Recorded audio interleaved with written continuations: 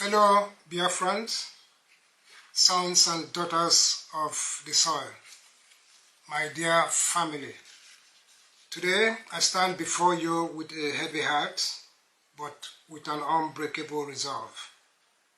I stand not merely as the head of the fourth administrations of the Directorate of State of the indigenous people of Biafra, but as a son of Biafra who has watched with profound pain as our sacred mission movement endured years of internal divisions, confusion, and controversy.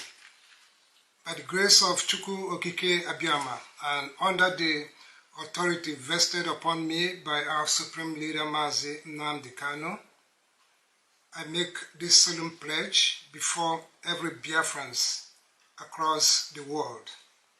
The era of confusion, betrayal, abandonment, and internal sabotage is over.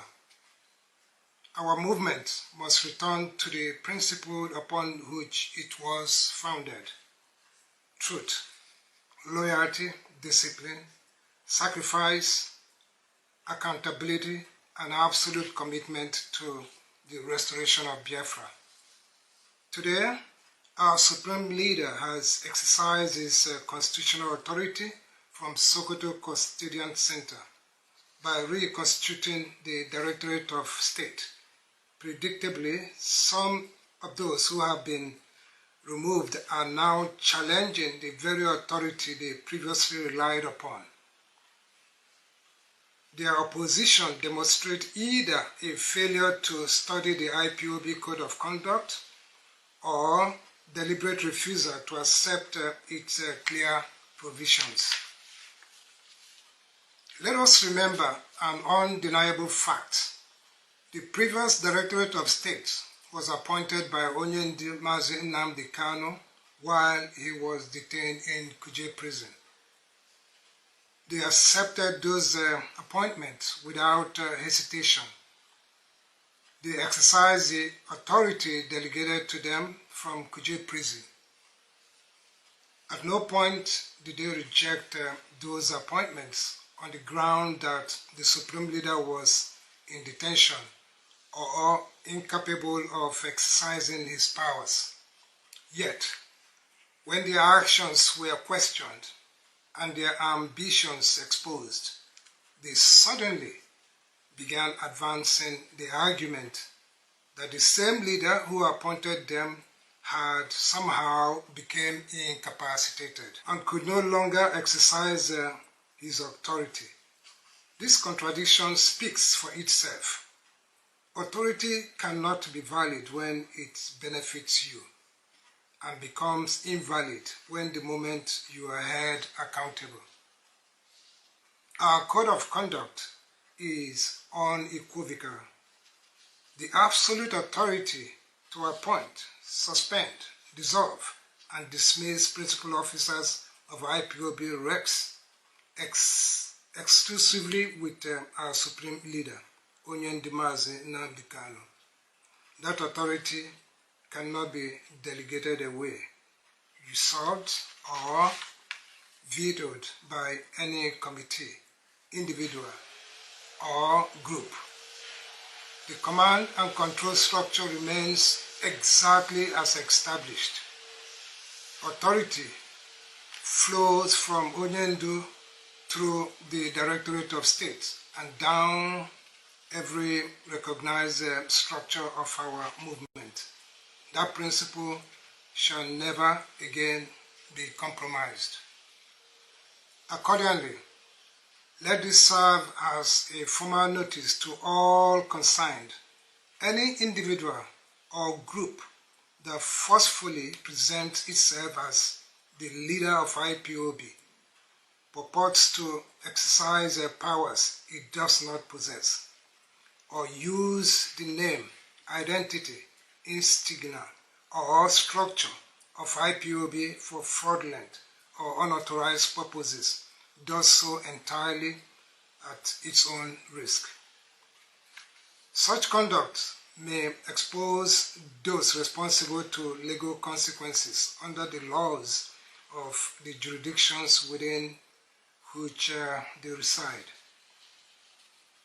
Our governing document, the IPOB Code of Conduct, has been formally communicated to governments and relevant authorities in countries where IPOB maintains recognized structures. Should dispute requiring judicial determination arise, we are confident that the relevant courts will examine our governing framework and determine the rights, responsibility, and legal consequence in accordance with the applicable law and the evidence placed before them. Our movement is governed by law, not by personality, by constitutional order, not by disorder, and by discipline, not by opportunism. My fellow Biafrans, we must move forward with purpose. One of the first priorities of my administration is the restoration of Radio Biafra. That powerful voice, which educated, inspired, and mobilized millions, has remained silent for far too long. We are determined to restore it so that the authenticity voice of our struggle will soon again be heard throughout the world without distortions or manipulation. We must also never forget our brothers and sisters who remained in various detention centers and prisons across Nigeria because of this struggle. Our legal team has commenced identifying individuals who have remained in the custody of the Department of State Services, DSS, for extended periods, as well as those held in various correctional facilities. Efforts are ongoing to facilitate appropriate legal representations and to pursue all lawful avenues available for their cases. A movement that cannot care for those who sacrifice their freedom for its cause has abandoned its own conscience. My administration is committed to ensuring that every genuine Biafran, prisoner, and their families remain the attention, welfare, and support they deserve. My administration is committed to ensuring that every genuine Biafran, prisoners, and their families received the attention, welfare, and support they deserve. Furthermore, the administration recognizes the importance of ensuring that welfare arrangements for members of the Eastern Security Network are administered in accordance with the movement's established policies. Measures are being reviewed to improve the management of welfare support and to strengthen oversight and accountability for resources allocated for their purpose. Equally important is the financial accountability. Every contribution made by Biafrans across the world represents sacrifice. Those resources belong to the movement, not individual.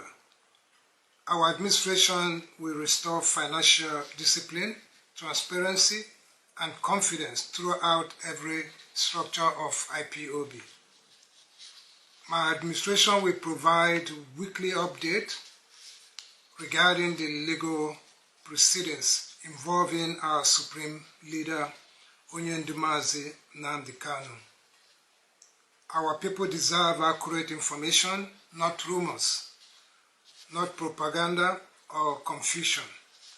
Despite the challenges of the recent years, I stand before you filled with hope, our diplomatic representative continues to engage constructively with friends of justice across the international community. And we remain optimistic that significant progress will emerge. My dear brothers and sisters, this is our moment of renewal. Let us put bitterness behind us. Let us rebuild trust, restore discipline, and strengthen our unity. Our strength has never, rested in personalities, but in our collective convictions that our people deserve justice, dignity, security, freedom, and the right to determine their own future. The ship of Biafra is back on course. To every genuine Biafrans at home and throughout the diaspora, I say stand firm, remain peaceful, disciplined, and united. Protect the integrity of our movement. Together, under the leadership of nnamdikanu, we shall continue this historic journey until our objective is achieved. May Chukwu Okike Abiyama continue to bless, strengthen, and protect every genuine Biafrans wherever they may be. Biafra will be free. Thank you. Ndewo.